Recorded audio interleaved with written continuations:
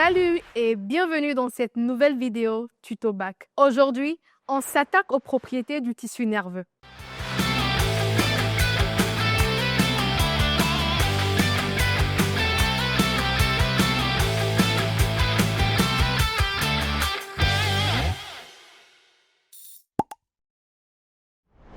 Le tissu nerveux a pour fonction de saisir les informations venant de notre environnement. Il réagit à un stimulus et permet de faire voyager les informations dans tout le corps. Dans ce module, on va essayer de comprendre comment cela fonctionne vraiment et déterminer les conditions d'excitabilité et de conductibilité de la fibre nerveuse. Voyons maintenant les propriétés du tissu nerveux. Alors, commençons par l'excitabilité. L'excitabilité, c'est la capacité d'un neurone à transformer un stimulus en influx nerveux. Pour que ça démarre, il faut franchir le seuil. Si l'intensité du stimulus est trop faible, il ne se passe rien. Dès que tu atteins le seuil, la cellule répond.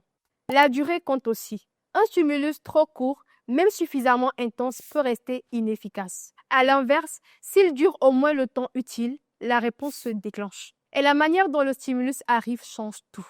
Une montée brutale d'intensité excite la cellule, alors qu'une augmentation lente peut ne rien provoquer. Il existe enfin un lien entre l'intensité et la durée. Plus le stimulus est court, plus il doit être fort pour être efficace.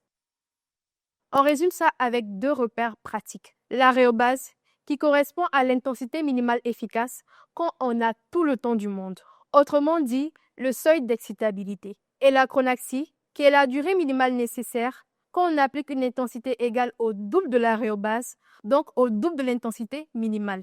Retenir une chose simple t'aidera beaucoup. Plus l'achronaxie est courte, plus la fibre est excitable. L'excitabilité, c'est comme une alarme qui se déclenche dès qu'on la stimule. Avant, je passais 3 heures à galérer sur un exercice. Maintenant, avec tout le bac sur Kahoot, je galère plus, je stresse plus. Simon m'explique tout en 10 minutes. Et les vidéos sont claires, plus de temps perdu. Télécharge, c'est gratuit. Alors télécharge l'application Kahoot et retrouve-moi dans TutoBac. Et crois-moi, on va réussir ensemble. Cerise sur le gâteau, c'est 100% gratuit. Et oui! L'excitabilité dépend aussi de l'état de la cellule. La température influe. Trop froid ou trop chaud et la réponse s'effondre.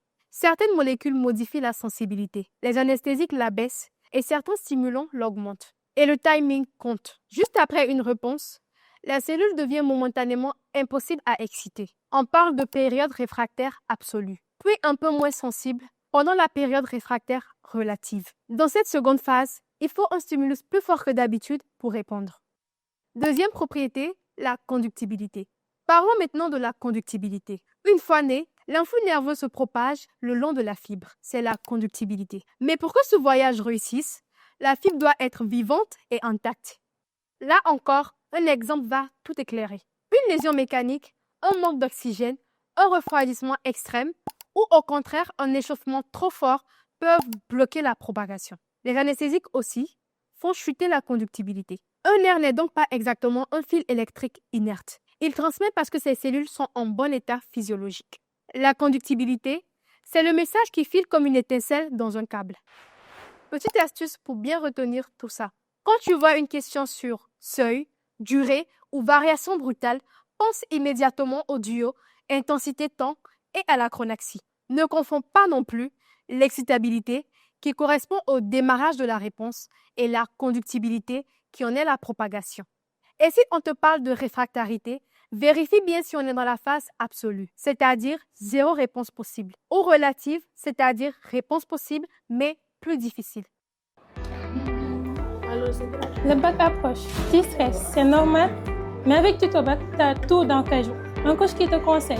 Simon qui répond à tes questions, des vidéos claires, le programme complet. Que demander de plus? Je révise mieux, je stresse moins. Toi aussi, télécharge Kahoot. Alors télécharge l'application Kahoot et retrouve-moi dans TutoBac. Et crois-moi, on va réussir ensemble. Cerise sur le gâteau, c'est 100% gratuit. Et oui! Tu trouveras juste en dessous une fiche mémo avec un graphique intensité-durée, plus un QCM pour t'entraîner. Voici ton défi du jour. Explique en 2 phrases avec tes mots la différence entre réobase et chronaxie, puis donne un exemple de situation où la réfractarité empêche la réponse.